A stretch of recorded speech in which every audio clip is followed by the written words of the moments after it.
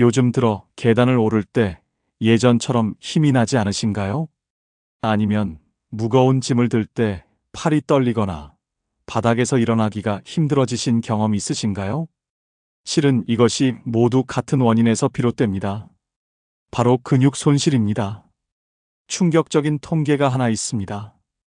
우리 몸은 35세 이후로 해마다 1%씩 근육을 잃게 됩니다. 별로 많지 않아 보이죠? 하지만 이것이 10년, 20년 쌓이면 어떻게 될까요? 30%, 40%의 근육을 잃게 되는 겁니다. 이를 의학용어로 근감소증이라고 부르는데 이것이 노년의 삶의 질을 결정짓는 가장 중요한 요소입니다. 그런데 놀라운 것이 있습니다. 이 근감소증을 멈출 수 있다는 겁니다. 심지어 역전시킬 수도 있습니다. 그 비결이 바로 오늘 함께 알아볼 최고의 단백질 음식 5가지와 올바른 섭취 방법입니다. 오늘 영상에서는 단순한 정보가 아니라 실제로 근육을 되찾은 분들의 이야기와 함께 과학적으로 검증된 방법을 알려드리겠습니다. 지금부터 10분이면 당신의 건강이 바뀔 준비가 될 겁니다. 계속 봐주세요. 사실 단백질이 중요하다는 것을 모르는 분은 별로 없습니다. 하지만 정확히 왜 중요한지, 그리고 시니어에게 특별히 왜 더 중요한지 아는 분은 많지 않습니다. 근육은 단순한 힘이 아닙니다.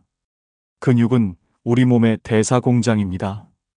근육이 많을수록 같은 양의 음식을 먹어도 더 빠르게 소모되고 체지방 축적이 줄어듭니다.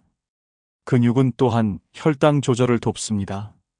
제2형 당뇨병 예방에 결정적인 역할을 합니다. 그뿐만이 아닙니다. 근육은 우리 몸의 면역력의 핵심입니다. 서울대학교 의과대학 연구팀이 2022년 발표한 논문에 따르면 근육량이 풍부한 노인이 감염병에 더 잘 저항하며 회복 속도가 빠르다고 합니다. 특히 코로나 팬데믹 이후 이 연구는 더욱 주목을 받았습니다. 그렇다면 근육은 무엇으로 만들어질까요? 바로 단백질입니다. 정확히 말하면 단백질 속의 아미노산입니다. 우리 몸은 20가지의 아미노산으로 모든 단백질을 만듭니다. 그중 9가지는 반드시 음식에서 섭취해야 하는 필수 아미노산입니다. 이 9가지가 모두 들어있는 음식을 완전 단백질이라고 부릅니다. 여기서 중요한 대목입니다. 시니어들은 젊은이들보다 같은 양의 단백질을 섭취해도 근육 형성 효율이 떨어집니다. 이를 근육단백질 합성 저항성이라고 부르는데 이것이 바로 시니어가 더 많은 단백질을 필요로 하는 이유입니다. 미국 스포츠의학회 논문에 따르면 젊은 성인은 하루에 체중 1kg당 0.8g의 단백질이 필요하지만 시니어는 1.0에서 1.2g이 필요합니다. 체중이 70kg인 분이라면 하루 84g에서 70g 정도의 단백질이 필요하다는 뜻입니다. 하지만 여기서 또 다른 문제가 발생합니다. 단순히 단백질 양만 늘린다고 다 같은 게 아니라는 것입니다. 김철수 어르신은 71세입니다. 2년 전만 해도 건설업에서 일하시던 활동적인 분이셨습니다. 하지만 어느 날부터 무릎이 시큰대기 시작했고 결국 일을 그만두시게 됩니다. 아내분의 권유로 병원을 찾았는데 의사의 진단은 명확했습니다. 근감소증으로 인한 관절 문제였습니다. 그 후 김 어르신은 한 재활센터를 찾게 됩니다. 거기서 운동물리치료사는 이렇게 말했다고 합니다. 운동도 중요하지만 운동만 해서는 안 되고 음식이 정말 중요하다고요. 그리고 가장 중요한 건 올바른 단백질을 올바르게 섭취하는 것이라고 했습니다.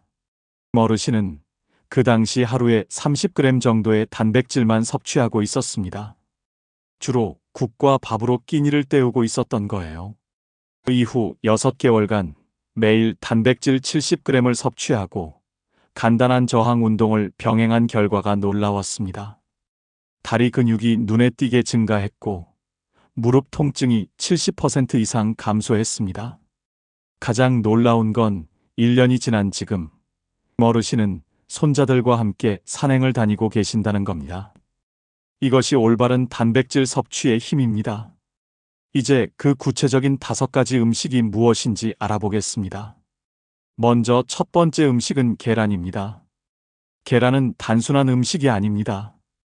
한 개의 계란에는 약 6g의 단백질이 들어 있습니다. 그리고 이 단백질은 모든 필수 아미노산을 포함하고 있습니다.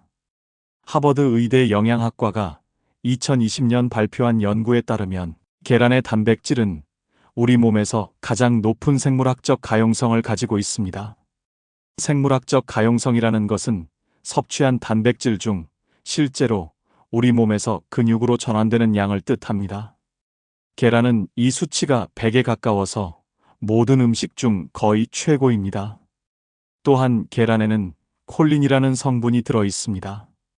이것은 뇌 건강과 신경 전달 물질 생성에 매우 중요합니다. 시니어들의 인지 기능 저하 예방에 큰 도움이 됩니다. 계란의 흰자에 단백질이 더 많다는 생각 때문에 노른자를 버리는 분들이 있는데 이것은 큰 실수입니다. 노른자에는 루테인과 지아잔틴이라는 항산화 물질이 풍부해서 망막 변성으로부터 눈을 보호합니다. 특히 시니어에게는 매우 중요합니다.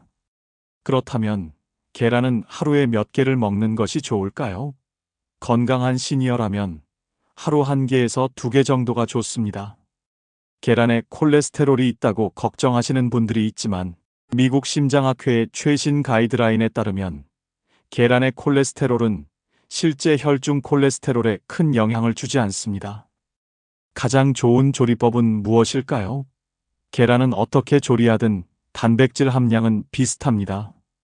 다만 자극적인 양념이나 과도한 기름은 피하는 것이 좋습니다. 계란찜이나 계란국이 좋은 선택입니다. 두 번째는 그릭 요거트입니다. 일반 요거트와 그릭 요거트의 차이를 아시나요? 그릭 요거트는 특수한 망으로 여과 과정을 거치면서 유청이 제거됩니다. 그 결과 일반 요거트보다 단백질이 2배에서 3배 더 많습니다. 일반 요거트는 100g에 3에서 4g의 단백질이 들어있지만 그릭 요거트는 10g 이상 들어있습니다. 한 컵 분량의 그릭 요거트라면 20g에서 25g의 단백질을 섭취할 수 있습니다. 또한 그릭 요거트에는 풍부한 프로바이오틱스가 들어있습니다. 이것은 장내 미생물의 균형을 맞춰줍니다.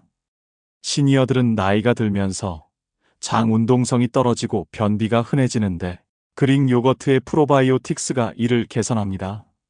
더욱이 요거트의 칼슘과 단백질의 조합은 뼈 건강에 탁월합니다. 골다공증 연구에서 단백질과 칼슘을 함께 섭취하는 것이 각각 따로 섭취하는 것보다 뼈 밀도 증가에 47% 더 효과적이라는 연구 결과가 있습니다. 그릭 요거트를 선택할 때 주의할 점은 첨가 설탕을 확인하는 것입니다.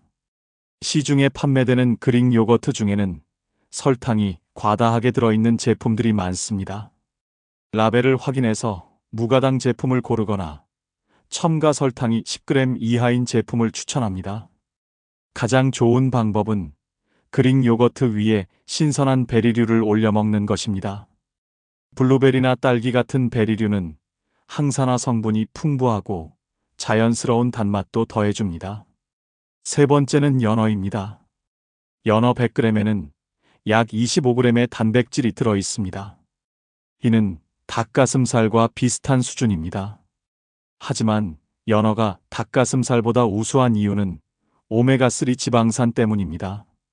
연어의 풍부한 오메가3 지방산, 특히 EPA와 DHA는 뇌 건강에 필수 영양소입니다. 150명의 시니어를 대상으로 한 덴마크 연구에 따르면 주 2회 연어를 섭취한 그룹이 그렇지 않은 그룹보다 인지 기능 저하가 35% 적었습니다. 또한 연어의 오메가3 지방산은 강력한 항염증 효과를 가집니다. 시니어들이 겪는 만성염증, 특히 관절염으로 인한 염증을 완화하는 데 매우 효과적입니다. 연어에는 또 다른 보물이 있습니다. 바로 아스타잔틴이라는 색소 성분입니다. 이것은 연어의 붉은 색깔을 만드는 물질인데 매우 강력한 항산화 성분입니다. 비타민 E보다 1000배 더 강력한 항산화력을 가지고 있습니다. 연어를 선택할 때는 어떤 종류를 고르면 좋을까요? 양식 연어보다는 야생 연어가 더 많은 오메가3를 함유하고 있습니다. 하지만 가격이 비싼 편입니다. 양식 연어도 충분한 영양가를 가지고 있으니 부담스럽지 않은 정도로 섭취하시면 됩니다. 조리 방법도 중요합니다. 연어는 구이보다는 찜이나 보일드로 조리하는 것이 좋습니다. 과도한 열은 오메가3 지방산을 파괴할 수 있기 때문입니다. 최대 중심 온도 63도 정도에서 조리하는 것이 권장됩니다.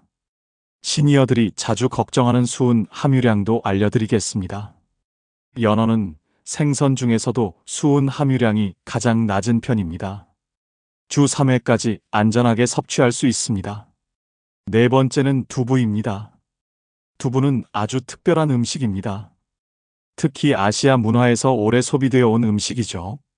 100g의 두부에는 약 15에서 20g의 단백질이 들어 있습니다. 그리고 모든 필수 아미노산을 완벽히 포함합니다. 두부의 가장 큰 장점은 소화의 용이성입니다. 일부 시니어들은 동물성 단백질을 소화하기 어려워하는 경우가 있습니다. 하지만 두부의 단백질은 아주 부드러워서 소화기관에 부담을 주지 않습니다. 또한 두부에 함유된 이소플라본은 뼈 건강에 도움을 줍니다.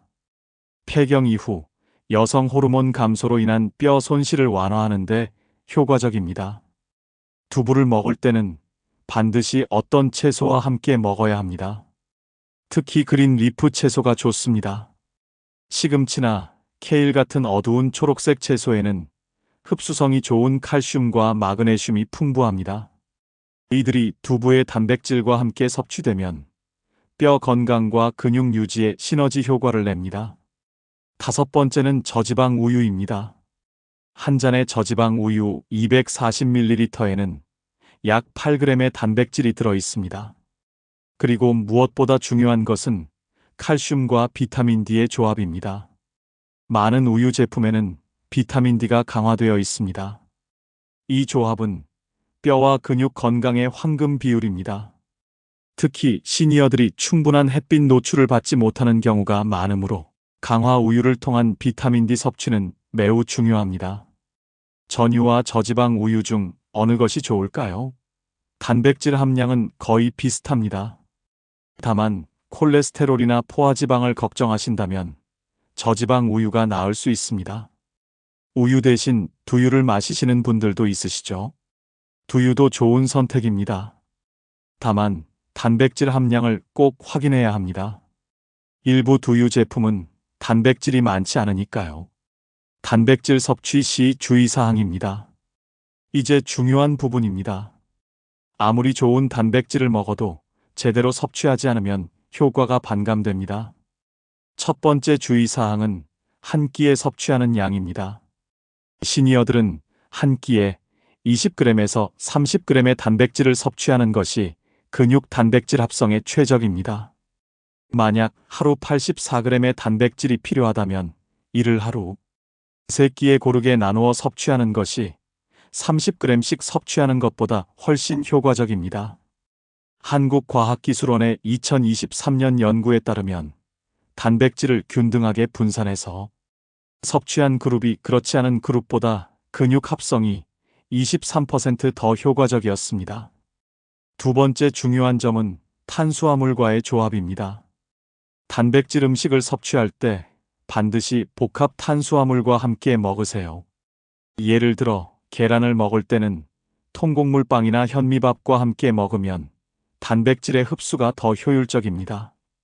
복합 탄수화물이 인슐린 분비를 조절해서 아미노산의 근육세포 흡수를 돕기 때문입니다. 세 번째는 수분 섭취입니다. 단백질을 많이 섭취할 때는 반드시 충분한 수분을 마셔야 합니다.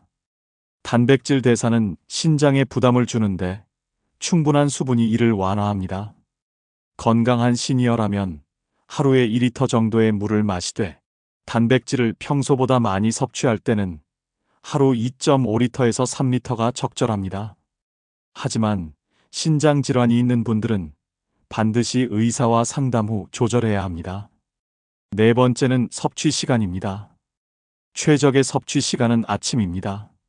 아침에 단백질을 충분히 섭취하면 하루 종일 근육 단백질 합성이 활성화됩니다. 특히 운동 후 30분에서 2시간 사이에 단백질을 섭취하는 것이 가장 효과적입니다. 이제 피해야 할 것들을 알아보겠습니다. 첫 번째는 과도한 가공 단백질입니다. 소시지나 베이컨 같은 가공육은 높은 단백질을 제공하지만 나트륨과 포화지방이 매우 많습니다. 미국 심장학회의 메타 분석에 따르면 주 2회 이상 가공육을 섭취한 시니어는 심혈관 질환 위험이 21% 증가한다고 합니다. 대신 자연 그대로의 닭가슴살이나 생선을 선택하세요. 두 번째는 과다한 소금입니다. 단백질 음식을 조리할 때 시니어들은 특히 나트륨을 조절해야 합니다. 고혈압이 있는 시니어라면 하루 나트륨 섭취량을 2000mg 이하로 제한해야 합니다. 생선 구이를 할 때 간장 양념 대신 레몬즙이나 허브를 사용하는 것을 추천합니다. 세 번째는 과도한 열 처리입니다. 고기를 너무 오래 구우면 최종당화산물이라는 해로운 물질이 생깁니다. 이것은 당뇨병과 염증을 악화시킵니다. 고기는 중간 정도로 익히는 것이 가장 좋습니다.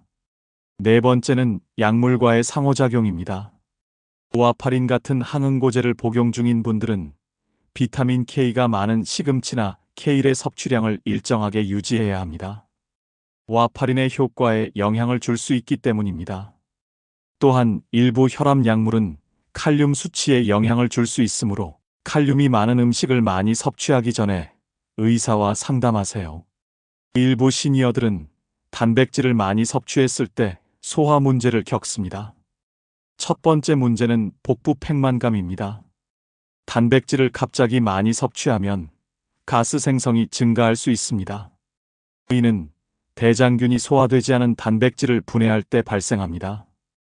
해결법은 천천히 단백질 섭취를 늘리는 것입니다. 2주에서 4주에 걸쳐 서서히 증량하세요. 또한 프로바이오틱스를 함께 섭취하면 도움이 됩니다. 두 번째 문제는 변비입니다. 이것은 역설적이게도 단백질이 많고 식이섬유가 부족할 때 발생합니다. 해결법은 채소와 함께 단백질을 섭취하는 것입니다. 예를 들어 계란국에 시금치를 넣거나 생선 구이에 브로콜리를 곁들이는 것입니다. 이순선 할머니는 78세입니다. 3년 전 남편이 돌아가신 후 우울증에 빠져 거의 외출을 하지 않으셨습니다. 밥도 대충 먹고 라면이나 국수 같은 간편식만 자주 섭취하셨습니다. 1년 전 손자가 할머니의 모습을 보고 걱정해서 병원에 데려갔습니다. 의사의 진단은 심한 근감소증이었습니다. 뿐만 아니라 영양 부족으로 인한 빈혈도 있었습니다. 할머니는 그때부터 변화를 결심하셨습니다. 손자가 매일 아침에 계란을 구워주기 시작했고 시장을 나가 신선한 생선을 사오도록 했습니다. 또한 그릭 요거트를 유산균 대신 매일 섭취하기 시작했습니다. 가장 중요했던 건 정신적 변화였습니다. 할머니는 손자와 함께 매일 30분씩 산책을 시작했습니다. 단백질 섭취와 가벼운 운동, 그리고 사랑하는 사람과의 시간이 함께한 결과는 정말 놀라웠습니다. 6개월 후 할머니의 혈액 검사에는 빈혈이 사라졌습니다. 10개월 후에는 근육량이 현저히 증가했습니다. 가장 감동적인 변화는 정신적 부분이었습니다. 할머니는 다시 웃기 시작했습니다. 친구들을 만나고 손자들을 위해 밥을 지어주고 싶다는 생각도 생겼습니다.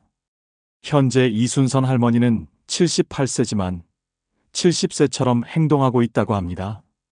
이것이 바로 단백질의 진정한 힘입니다. 단순히 근육만이 아니라 삶의 질 전체를 변화시키는 것입니다. 당뇨병이 있다면 어떻게 할까요?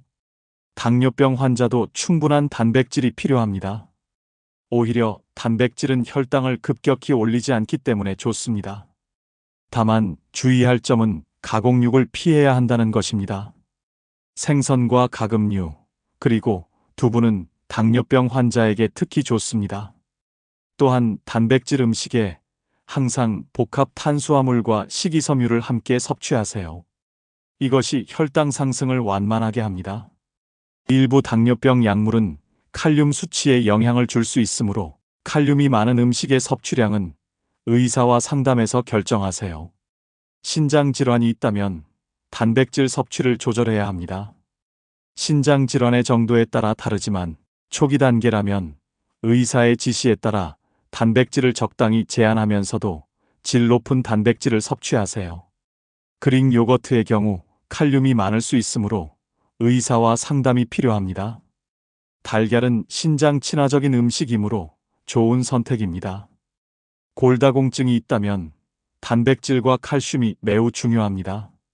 우유, 요거트, 생선, 특히 뼈를 먹는 생선처럼 캔에 든 연어나 정어리, 그리고 녹색 채소 조합의 두부가 좋습니다. 또한 비타민 D도 중요합니다. 가능하면 매일 20분에서 30분 정도 햇빛 노출을 하세요. 겨울이나 실내 활동이 많다면 비타민 D 보충제도 고려할 만합니다. 위산 역류증이나 소화 불편함이 있다면 부드러운 음식을 선택하세요. 계란찜, 두부 수프, 우유는 모두 온화합니다. 연어는 기름이 많아 일부 사람들의 소화를 어렵게 할 수 있으므로 소량부터 시작하세요. 또한 한 끼에 너무 많은 양을 섭취하지 마세요. 소량을 자주 먹는 것이 더 효과적입니다. 다음은 적절한 단백질 섭취의 예를 들어드리겠습니다. 월요일 식단 예시. 아침에 계란 2개 계란찜, 통곡물 빵 2조각, 신선한 딸기 1컵. 점심에는 구운 연어 150g, 현미밥 1공기, 브로콜리. 저녁에는 두부 수프 1그릇, 오이 무침. 화요일 식단 예시. 아침에 그릭 요거트 1컵, 블루베리, 견과류 1줌. 점심에는 닭가슴살 구이 150g, 보리밥, 시금치 나물. 저녁에는 계란국 1그릇, 밥. 수요일 식단 예시. 아침에 우유 1잔, 계란말이, 식빵. 점심에는 생선 흰살 구이 150g, 쌀밥, 당근 나물. 저녁은 두부 된장국, 밥. 목요일 식단 예시. 아침에 그릭 요거트, 딸기, 그래놀라 1숟가락. 점심에는 연어 구이 120g, 현미, 브로콜리. 저녁은 계란국, 밥, 시금치. 금요일 식단 예시. 아침에 계란찜, 통곡물 빵, 바나나. 점심에는 두부 스테이크 구이, 우곡밥, 애호박. 저녁은 우유 1잔, 계란말이. 토요일 식단 예시. 아침에 그릭 요거트, 천연꿀, 견과류. 점심에는 흰살 생선 구이 150g, 보리밥, 브로콜리. 저녁은 계란 수프. 일요일 식단 예시. 아침에 우유, 계란찜. 점심에는 연어구이, 쌀밥, 채소 무침. 저녁은 두부국, 밥. 이렇게 일주일 식단을 짜서 건강하게 드시길 권해드립니다.